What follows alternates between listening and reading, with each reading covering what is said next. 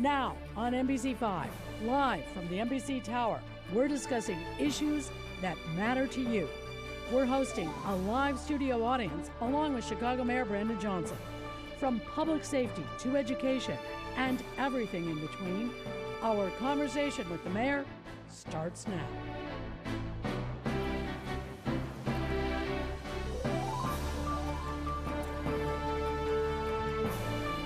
Hello, and thanks for joining us at the NBC studios here in Chicago along with Telemundo. Today, we sit down for a conversation with Mayor Brandon Johnson. I'm joined by Berríos from our sister station Telemundo Chicago and Matt McGill from WVON Radio. We also have a live audience here, people from the community here to ask their own questions. And we talk to people in neighborhoods across Chicago as well to hear their concerns.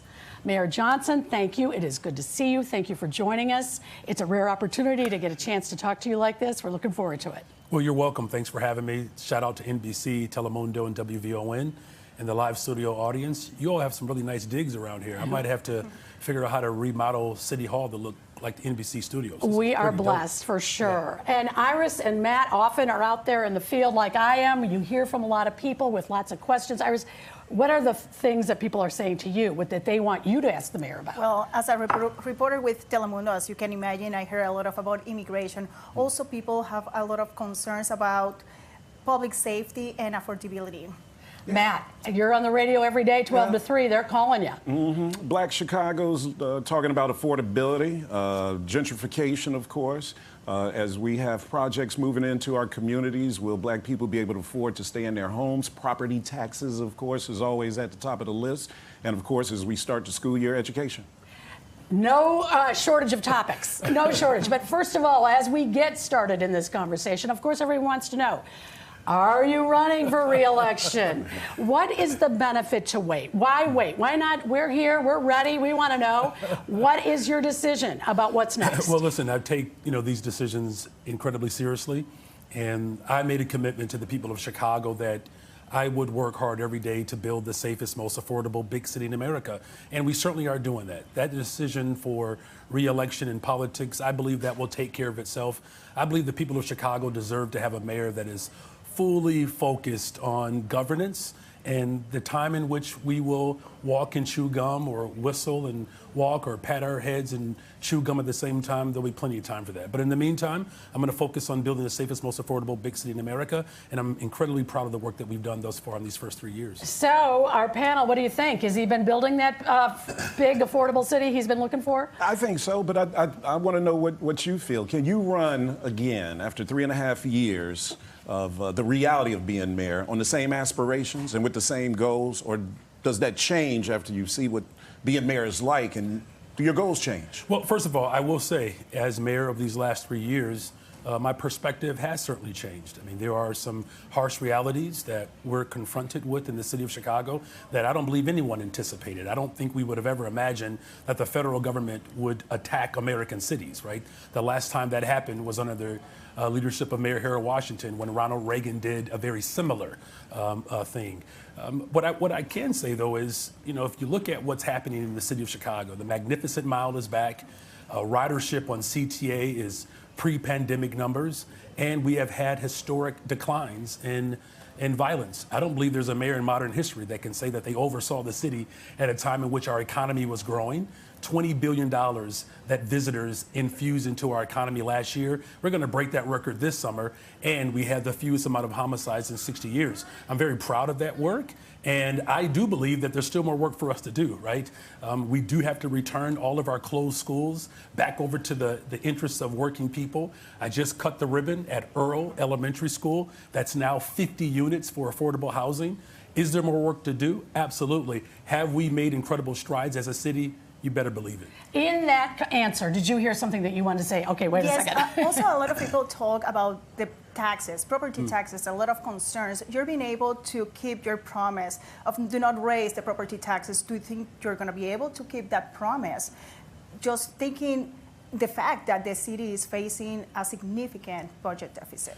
Well, let's first of all, let's articulate how we got here, right? Previous administrations refused to pay into our retirement system, used the pension dollars to actually fatten and line the pockets of the ultra rich, right? And so now, of course, we've turned the page there. We are investing in retirement and protecting the interest of retired workers. Here's another challenge that we've had between the failure to pay into our pension system, as well as having to deal with police brutality cases, right, where settlements have really just weighed down our budget.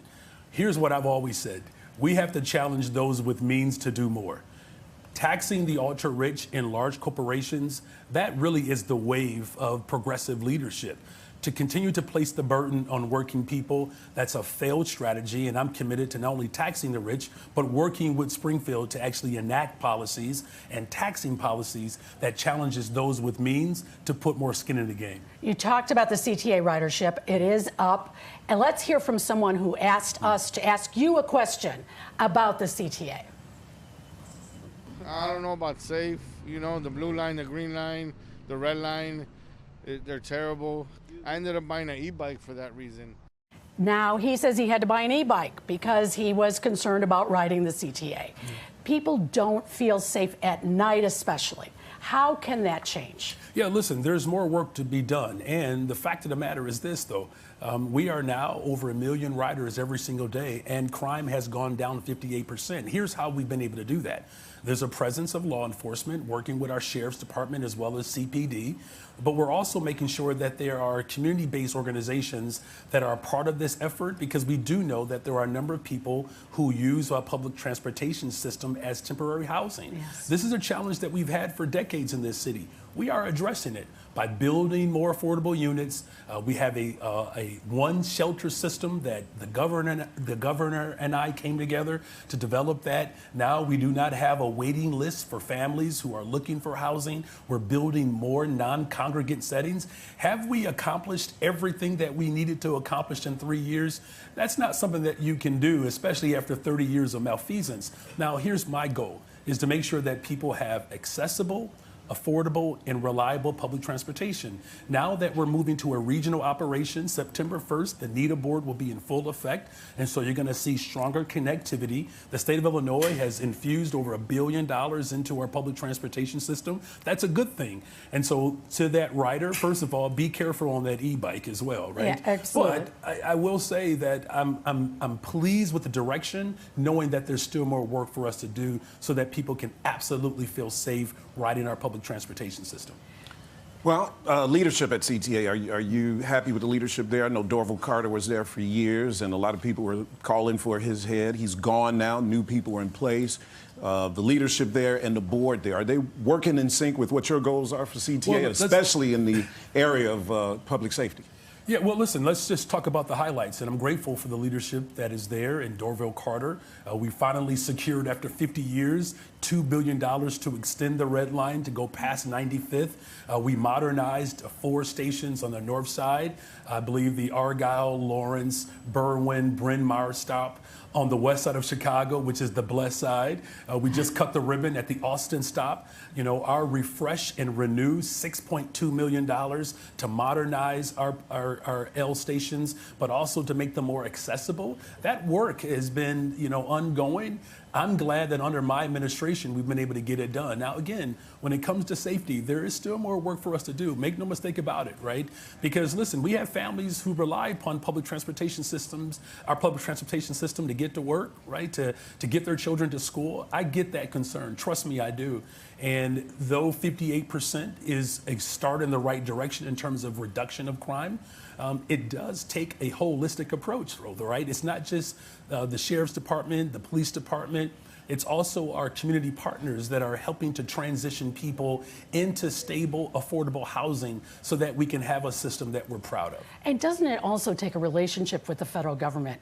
We haven't seen you have one necessarily with the White House. Do you just say, you know what, I don't care for them, I don't want to be a part of them, go away? Or how do you work within the system we have, which is Donald Trump. Yeah, well, I did have a relationship with the White House. That was the Biden-Harris administration. But he's not there. Unfortunately, but what I just want to just say that there's a difference between not having a relationship and a hostile government, right? And so, like, trying to work with an administration that tried to take the $2 billion away from us while creating the largest upward transfer of wealth into the hands of the ultra-rich at the expense of the working class. Listen, there's one thing to work to have a relationship. It's another thing when you have to, defend the city of Chicago against tyranny.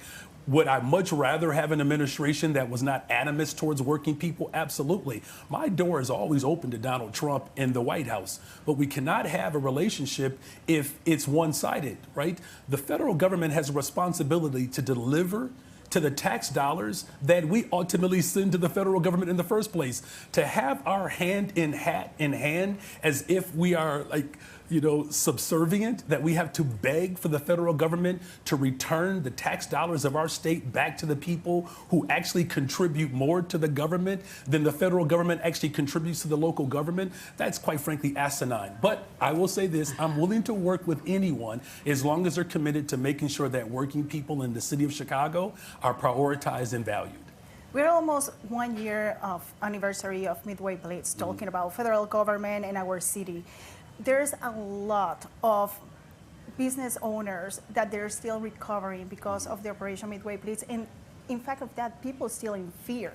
And they want to know have you considered at some point to cut or reducing programs or offices that offers programs to the undocumented migrant community like the state did? Well, let me just say, a year ago, what the Midway Blitz has done to the people of Chicago and around the country is just absolutely reprehensible. And we are creating pathways now to hold the federal government accountable. Whether it was sticking long guns in the faces of women and children on the south side of Chicago, putting a black man in an illegal chokehold that could have killed him, or shooting Miramar. And it's just absolutely reprehensible. The reason why I worked so hard to come up with executive orders to protect the people of Chicago was to ensure that we're not just protecting our lives, but we're protecting our livelihood, right? And the impact has been profound. That's why, I initiated the Cut the Tape initiative for small businesses.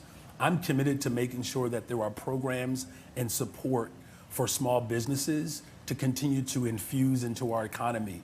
The number one employer of community outside of the government are small business owners. They are the lifeblood of our community. And when you talk about the economic corridors of our city, whether it's 22nd Street, whether it's the Magnificent Mile, or whether it's Cottage Grove or Chicago Avenue, these economic enclaves are the lifeblood of our city. And so I'm going to continue to do everything in my power to ensure that these small businesses have the support that they need to continue to do business with the city of Chicago and to hire from the community. And today you signed an executive order. Yes. You're being a big supporter of the migrant community. Why today? Yeah, and do the orders mean much? I mean, is it a press release? I mean, what happens with those? Well, they mean enough that 10% of the country, they're currently living under executive orders that I pioneered here in Chicago. So these executive orders had so much influence that New York followed our lead, Los Angeles, other municipalities around the country. Listen, to some extent, this is new, right? I mean, the fact that local government is now responsible to come up with international and federal policy, that's a new thing for mayors. And so the executive order today, to your point, was to hold these corporations accountable who rely upon our tax dollars to secure their contracts. The executive order today to provide stricter procurement processes to turn the light on of these corporations, that if you're doing business with entities that are causing harm, then we're not just going to shine the light, but we're going to have an expectation that the taxpayers deserve to have contractors who support our lives and livelihood. And so absolutely these executive orders have meaning. Is it the only thing? No. Am I using every tool that's available to me? Absolutely. All right, Mr. Mayor, we so appreciate you being here. We're going to take a short break. Oh, we'll be back already? with Okay. so much more. We're going to hear from our audience. Stay with us.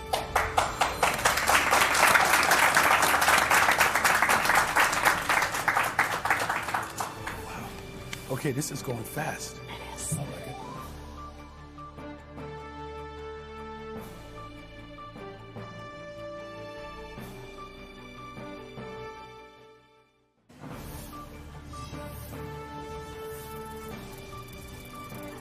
Welcome back to the live conversation with Mayor Brandon Johnson on NBC5 Chicago and Telemundo Chicago.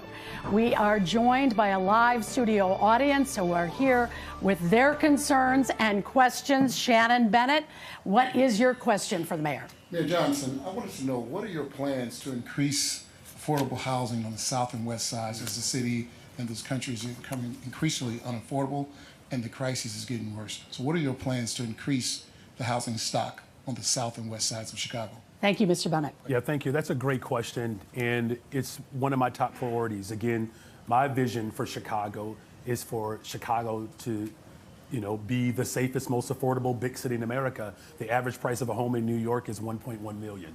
The average price of a home in Los Angeles is about $900,000. That's for 900 square feet in a fixer-upper. And so what have I done thus far? I put forth a $1.25 billion economic development bond. It's the largest economic development bond in the history of Chicago to do just that, build more affordable housing.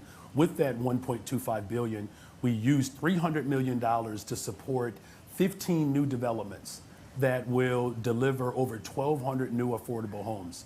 By this time next year, we are on pace to build over 10,000 by this time next year. Now, do we have a lot more work to do? Absolutely. That's why I've also placed resources into what we call our missing middle program, owner-occupied housing. And developers, of course, reflect the complexion of the community. Owners can live in one unit, rent out the additional units to create generational wealth. We have a lot more work to do, but we are moving in the right direction. My goal is to repopulate the west and south sides of the city of Chicago. That's why, since I've been mayor, over $2 billion invested on the west side of Chicago alone. On the south side of Chicago, $2.6 billion. So for you south siders, Shannon, don't say that I treat the west side better. I know y'all say that, but we gave y'all $600 million more than the people in my own side of town. Don't hate me for that, west siders. You got yours coming too. All right, Mr. Bennett, thank you very much. Up next, Frankie Payne, tell us your question, please, for Mayor Brandon Johnson. Thank you so much. Vacant storefronts really hurt our commercial corridors, and they make it very challenging to the local economy.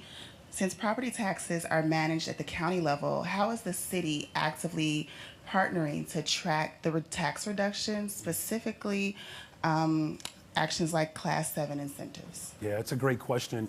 When I talk about the economic development bond, half of that bond is to create stronger economic corridors.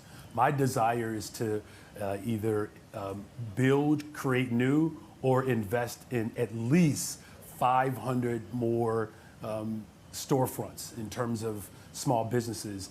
One of the reasons why we put forth this economic development bond, because you're right, we don't have complete control over property taxes, but what I can do is to provide seed money for these small businesses, because for many of them, and I'm grateful for the small business leaders, because you all are courageous, using your own resources. The city of Chicago is matching the dollars that you all are receiving from private banks. And so part of that work does require us to push for a millionaire's tax. I know at the county level, shout out to Cook County Commissioner Donna Miller, who helped place that question on the ballot countywide. A 3% increase for people who make over $1 million for education and property tax relief, and that will include supporting our small businesses. Do you maybe perhaps have to adjust that to more than 1 million? Because there's probably a lot of folks out there that make $1 million that are going to say no way, but maybe not as many who make 2, 3, 4 million.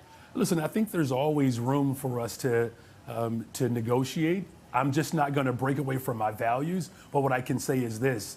I talked to a family on the north side the other day ago, a father and a mother. They have 2 daughters, $1,800 a month for rent. By the time they finish paying their rent, they have very little left over for their 2 daughters, right? And so working people every single day are having to negotiate between whether or not they're going to be able to pay all of their rent or have grocery.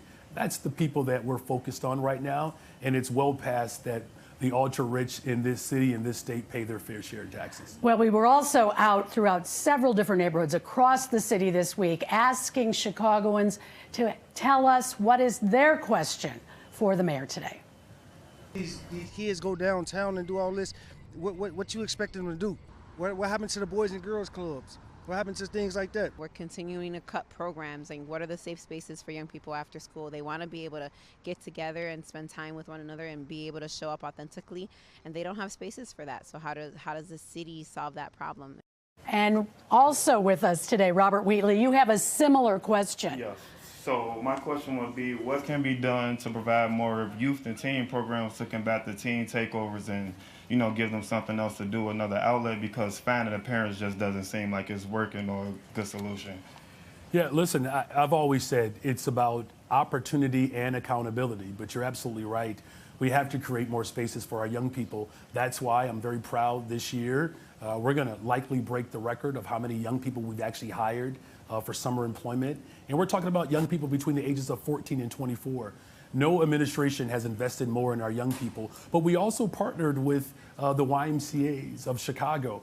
We're working with the mayoral Foundation, and I'm grateful for this partnership where we provided free YMCA memberships for young people throughout the summer, and over 3,000 young people participated. And so what I'm counting on as the city, as the leader of this city, is to work with other community-based organizations to be able to provide these type of incentives so that we create more safe spaces for our young people. The last point is that I expanded our youth commission. We now have 40 young people who participate in our youth commission operation. They actually receive a stipend from my administration, and they too come up with these type of creative ideas. Many of the creative ideas that we have done to actually support our young people have come directly from young people who have expressed what they want. And out of that, we actually pay young people to develop activations, safe spaces for them to participate. Because the last thing that they want is a 50-year-old mayor of Chicago to tell young people what's fun, even though I think I know how to have a good time, even as an OG. But I want to make sure that young people can actually lead in creating these safe spaces with them. Well, we will have many more questions from our audience, as well as those we spoke to out on the street this week. Stay with us. We'll be right back with our conversation with Mayor Brandon Johnson.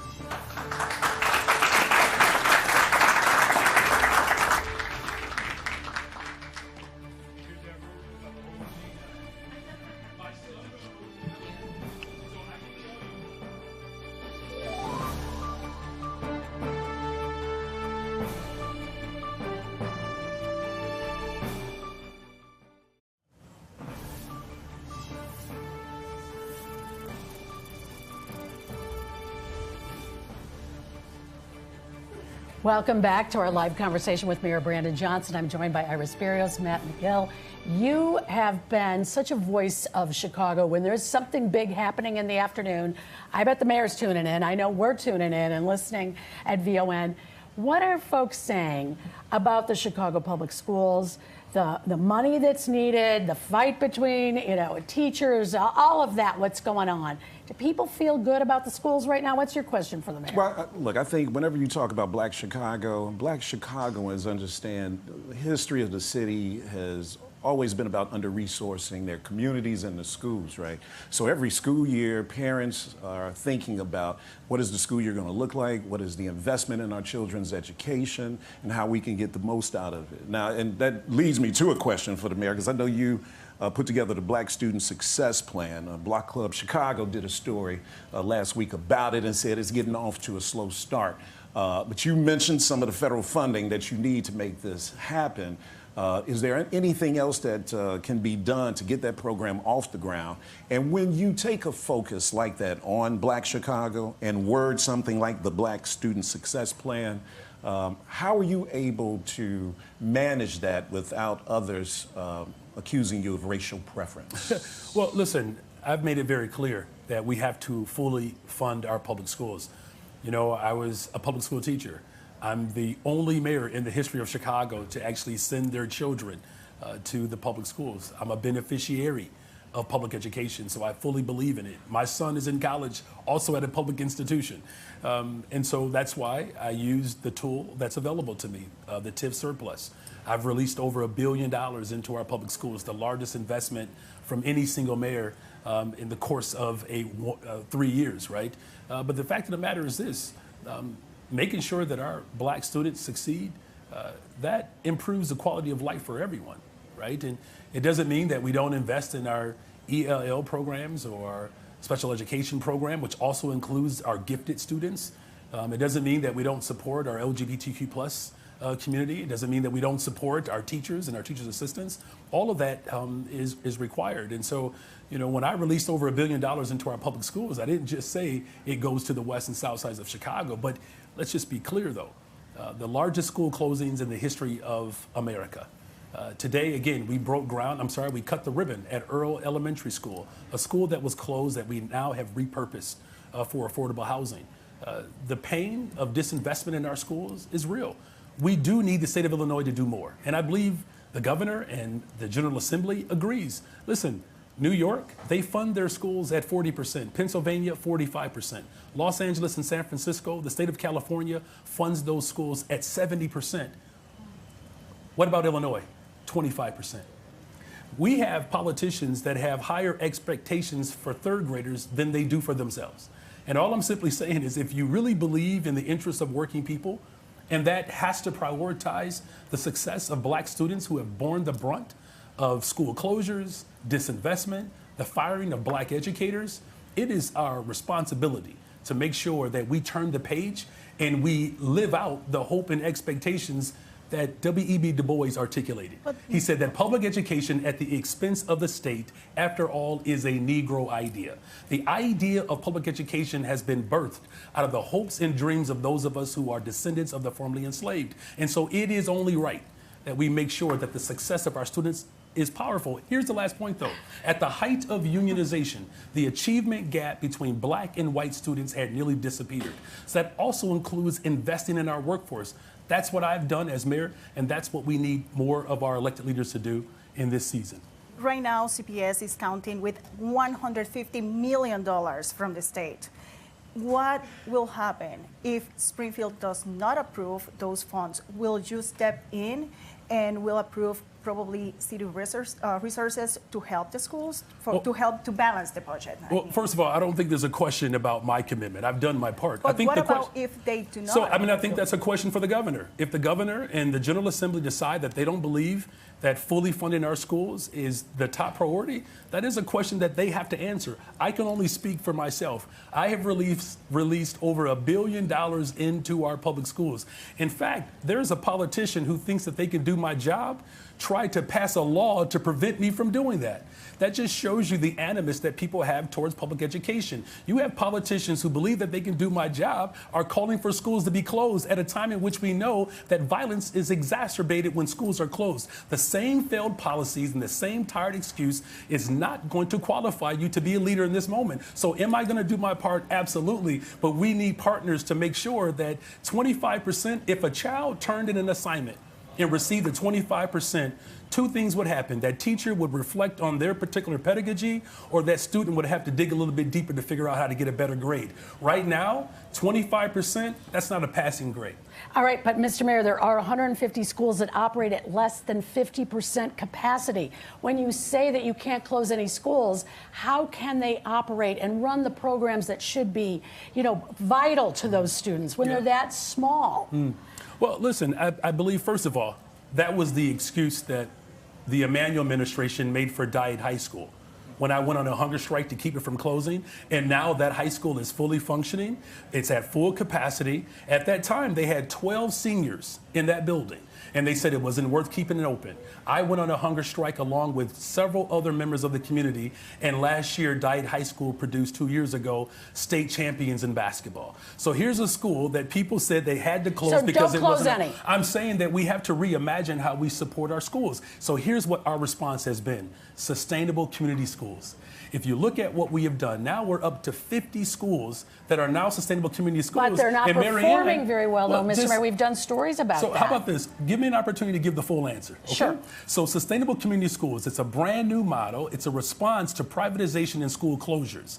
The same schools that were on the list to be closed, those schools that have become sustainable community schools are showing up more effectively for the community. There are multiple ways in which we can measure student success. We cannot continue to make excuses for corporations and the ultra-rich not paying their fair share. And when people are living in abject poverty, we hold them to a standard that we don't hold the ultra-rich to. I'm saying the best thing that we can do to build the safest, most affordable big city in America is actually invest in them. That's what I've been doing. That's what the people of Chicago have called for. This idea that closures, cuts, efficiencies, that's the way to build sustainable communities, we've already proven that that's not effective. Because remember, it was the Emanuel administration that gave the same excuse that if we close schools, that's going to right-size our district and it's going to settle our budget. Did it do it? It did not. So all I'm simply saying is let's just try the work that we have been pushing for in this city for generations.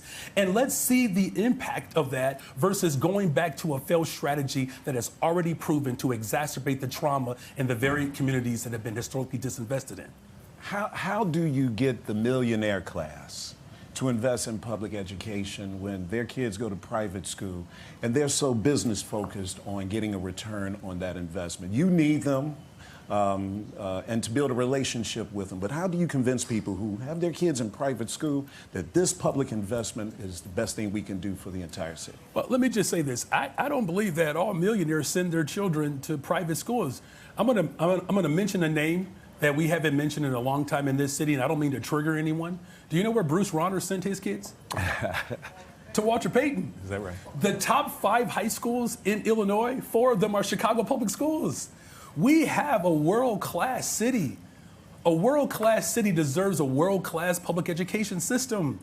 Again, if you talk about education, housing, transportation, good-paying jobs, healthcare, environmental justice, these are the demands that we had after the Civil War. That's why it's not a coincidence that the Trump administration is attacking the very things that our ancestors believed in, right? And so a millionaire's tax, investing in our public accommodations, that benefits everyone. Think about it, you all. There are more people visiting our city than any other time in the history of our city. Public education is good for business. We have the top universities. We have 20% of the world's fresh water. Our hotels that are a 90% occupancy rate. Our airport is the busiest airport in the world. Chicago is back, and it's back under the leadership of bold, progressive, working class leadership. Millionaires benefit when the public benefits. There's so much in there I want to ask you about. First of all, that's right. They can clap on that. Come on, live studio audience. Thank you. Got a brother up here sweating. First of all, Governor Rauner's daughter, I believe, went to a school that was a select high school, not neighborhood high school. Is it a public high school? It was a public high school. So but listen, let's go to also, let's keep moving, but we can talk about education. I think the point that I'm making, though, is this notion that somehow public education cannot benefit everyone. It's just not true. If it was good enough for Governor Rauner, a billionaire, then it has to be good enough for a child care provider. It has to be good enough for a security officer. It has to be good enough for a teacher. All right. I was going to ask, though, elected school board, is that going to make it more efficient? Because the millionaire class, they want to feel like their tax dollars are being managed properly. Is a full elected school board that you supported, I know, before you became mayor, is it going to make that happen? Is it going to make public funds be more efficiently used in public schools? And is this version of the elected school board the same version that you were fighting for years ago? Well, first of all, it is. And this is an historic moment. I'm the first mayor in the history of Chicago to actually fully support an elected representative school board. And let me just say this. If millionaires were concerned about their tax dollars being properly managed, then they should not have allowed the Daley administration to sell off the parking meters, to sell off the Skyway, right?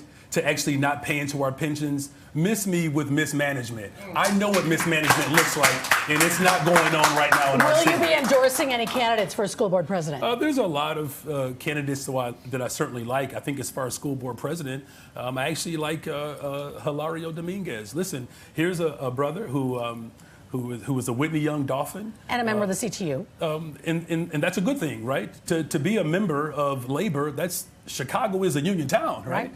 And so I think he, certainly speaks to the interests of working people. But I have not made any official endorsements, but I'm grateful that the city of Chicago will finally be able to do something that hasn't happened in this country. Actually expand democracy. We actually believe in democracy in the city of Chicago. Very good. All right. Are you concerned about the money that's being involved in this school board election? Because special interest is all over the place, right? Absolutely. I think there's way too much money, in politics. I actually think that there should be significant reform, around, money. And the fact that people who have more money automatically get to be assumed to be front runners, that tells you how jacked up and corrupt our political system is. Can we squeeze in a question about data centers? I know you talked about that the city is back, city's doing great. There are certainly lots of tourists that have been here. Chicago has 39 data centers, but there are about 200 in the Chicago area. We're number 4 in the nation. What is your plan? You're saying, let's take a pause. Yeah. People are confused a little bit about that. And you ran into some feedback from folks on the South Side. It was very polite of you to call it feedback. Thank you, man. All right. Well, it's Chicago style. Listen, exactly. If you're not being yelled at, you're not the mayor of Chicago, right? First of all. So I will take being yelled at any day. Listen, I do believe that there should be a moratorium. What we know now of the impact that data centers are having on utility, the use of water, there's some serious concern there, and rightfully so. Because here's my position: economic development should not happen at the expense of working people. Am I proud of the fact that we have, more cranes in the air? Absolutely. The 1901 project outside of the west, on the west side of Chicago, outside of the United Center, Foundry Park, that sat desolate through multiple administrations. The South Loop, we are building a brand new football stadium. I hope y'all caught that. Where the Chicago Fire will play, right? I mean, we're talking about places where you have not had development in decades, and we're seeing the resurgence of our city.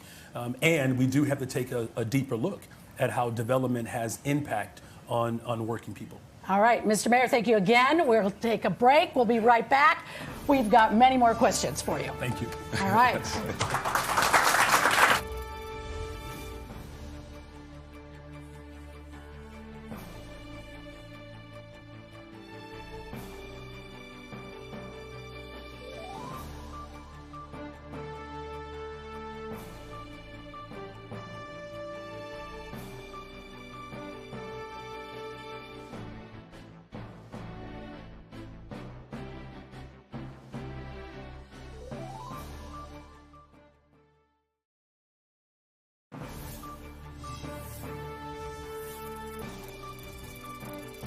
The thing about Chicago, I'm more scared of like ICE and stuff rather than the community. We were literally just in Jewel and ICE came in while we were there and just scared everyone. We're sharing that as a community, people with whistles, grabbing people, alerting other people, but I think coming from the mayor directly could be really helpful and reassuring. It's just like scary, it shouldn't be happening right now. So actually a question from me for the mayor is, why is CPD still aiding ICE agents?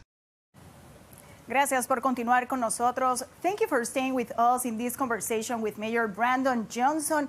We just heard the concerns from community members in Chicago. Mayor, can you tell us what is your response to them? Because there's a lot of Chicagoans who are living in fear, and also they're looking for reassurance. Yeah, listen, we are a welcoming city, and Mayor here at Washington ensured that we would be a welcoming city, and we stand on the shoulders of his leadership. And what the Trump administration is doing is, I believe it's unconstitutional, quite frankly.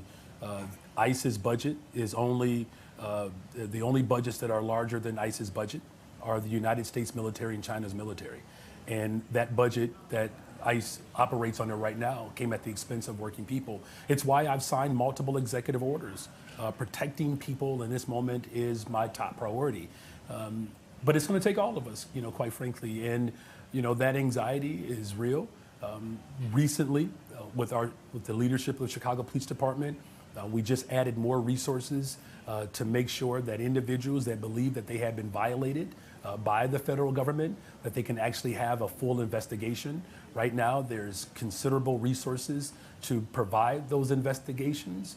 And then with that, the hope is that these cases are passed on to the state's attorney for full prosecution. If anyone believes that our local law enforcement is working outside of the confines of the Welcoming City Ordinance, they should issue that complaint, and we take those complaints seriously.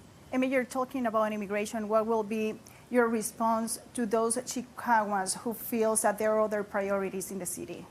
Listen, I believe that it's imperative that we do both and, because if you look at what the Trump administration is doing, he has used the attack against immigrants to set up his ultimate goal, which is to undermine voting rights, right? We just saw what he did in cahoots with the Supreme Court, where now voting by mail, they believe that that's unlawful. That's going to impact black voters as well. So can we stand up against tyranny while also investing in our communities? Absolutely, it's a must. And I'm committed to the city of Chicago and all of the residents of this city as we work to build the safest, most affordable big city in America. Mayor, can I ask you this? The city's legal protection fund spent close to $4.5 million by March of this year. That's nearly all the money that is in that fund. And there is quite a divide over those who agree whether or not that's an expense that they think the city should use. There's a lot of people that say, enough on spending all this money on immigration help. Does that legal protection fund deserve to keep funding? Listen, if we allow the federal government to violate our constitutional rights, we're no longer living under a democracy. I think this notion of exaggerated critique of this administration is just, it's unfounded. Fascism in full effect. This is what Dr. King warned us of. Do you have money in the budget for them? I believe it's important that we protect all of Chicago. And that includes the Black Student Success Program, that includes youth employment, it includes building affordable homes. And this is why taxing the rich and big corporations is the right approach, because we don't want city services to be cut off. We want to make sure that we can trim trees and that we can respond to flooding. These are all of the things that we have to deal with in this season. And this is how my leadership has shown up. We are responding to global population shift. We're building new containers underground to mitigate flooding. And so, yes, we can stand up for our immigrant community and stand up for our most vulnerable community, stand up for our seniors, stand up for Black Chicago. This notion that somehow someone getting at the expense of everyone else, when the ultra rich are making more money than they ever have in the history of Chicago and the history of America, we have to turn our attention to the entities that are getting away with game right now. And that's big corporations. That's why I passed the first of its kind, the social media amusement responsibility tax, a tax on big tech companies to generate revenue to fund our mental health support services. I've reopened 3 mental health clinics, and that tax on these big tech companies, the state of Illinois followed my lead and did the same thing. Leadership requires us to show up in a bold way, responding to the needs of every single person. I'm not going to ignore anyone in this city, because I've seen what our city looks like when we ignore people. It means closing schools. It means shutting down mental health clinics. It means underfunding public housing. That day is behind us. The day forward is building safe and affordable communities, and it's going to take all of us to do that. Mayor, there's so many questions. I'm going to take one of the questions for one of our members in the audience. I'm going to welcome Mateo McCaughey. What is your question for the mayor, Mateo? Yes, thank you for the opportunity. As a leader of a Latino arts organization in Chicago, I'd like to know how you will address the underrepresentation of Latinos in your administration, and also the underfunding of arts and culture, especially for Latinos. Yeah. Well, first of all, let me just say representation does matter. And in fact, there are more Latinos in my administration than any time in the history of Chicago. I believe we're at about 30% of my administration in top executive positions that are Latinos. Same thing with chairs of boards on city council. More Latinos have chairs of chairs of committees than any other time in the history of Chicago. And I believe that's important. Once upon a time, the mayor's office was 70% white men. That day is long behind us. Do we have to continue to work hard to make sure sure that representation is there? Absolutely. Has my administration reflected that value? Yes, it has. Now, in terms of arts education and programming, this is why we're working with DCASE to do just that. Now, listen, there are some budget restraints that we are confronted with right now. I'm not trying to sugarcoat that or even make an excuse. The reason why we are calling for more progressive revenue is to make sure that we're preserving culture. And arts is a major part of that. If you look at what the Trump administration is doing, literally attacking culture, our history, art, because when tyrants come in, that's what they go for first, to erase the existence of people. Not under my administration. I need you to continue to partner with me, working with Kenya Merritt, our commissioner for DCASE, to ensure that as we receive more resources, that we're actually targeting communities that reflect the diversity of our city. You have my commitment. Thank you sir. Thank you for your question. And our next question is from Joe Higgins. Thank you for being with us. Oh, thank you, Mr. Mayor. With so many bridges that are being closed, Lake Street, Chicago, Cortland, and then the surrounding street construction, how are you working with CDOT and other transportation agencies to better coordinate and sequence all of these closures? Yeah, it's a great question. You know, our infrastructure in this city has been ignored for decades, right? And you know, that's the tough part about being mayor of Chicago, right? Where people want to see you get it done. And then as you work to get it done, it's like, come on, man, hurry up, right?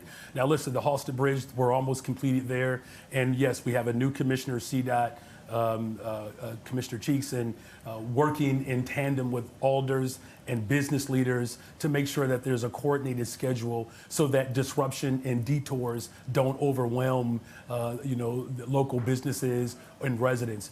So look, it's a good thing that we are finally repairing our infrastructure. And trust me, I get the text messages of the inconvenience that it is causing. And with a new commissioner there's going to be stronger coordination to make sure that it doesn't become an overwhelming inconvenience for the people of Chicago.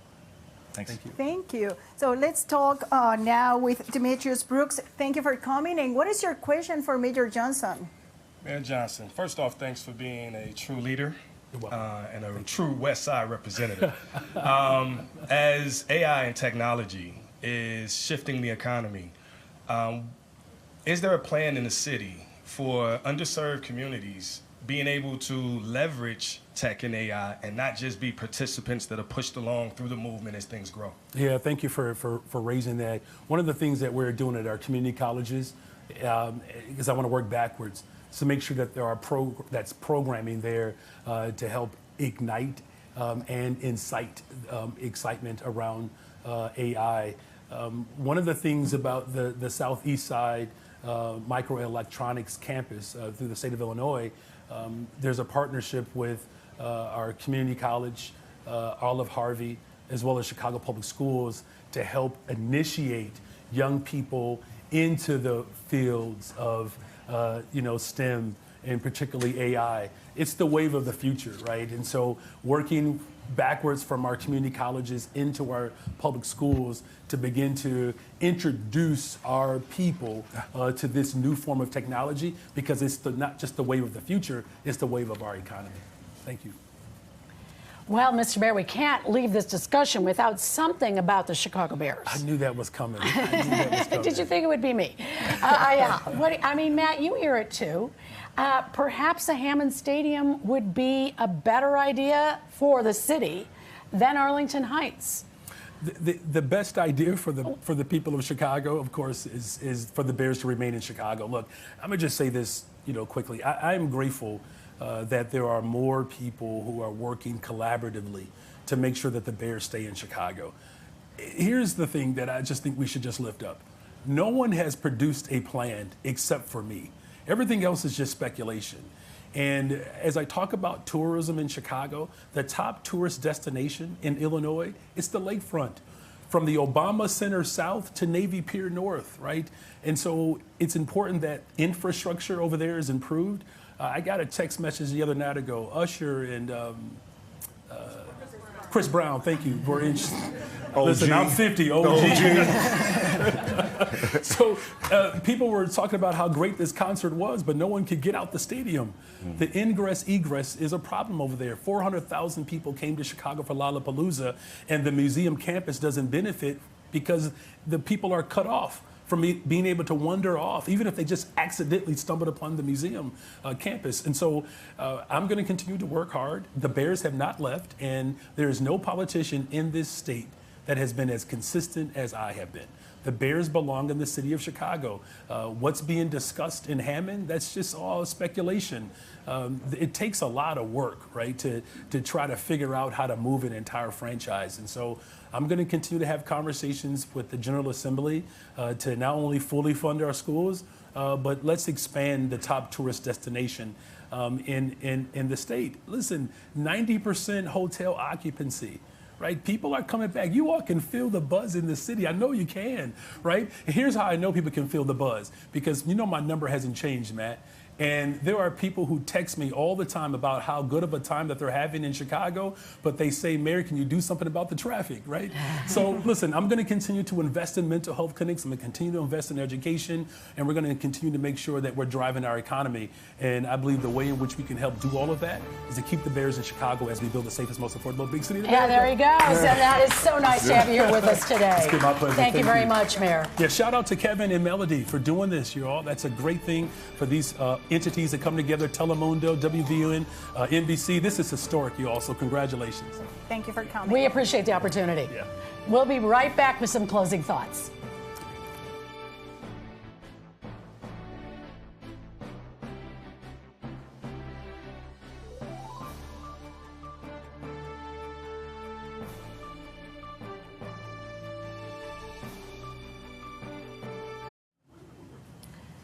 We have a few closing thoughts after our conversation with Mayor Brandon Johnson. Matt, how do you think it went?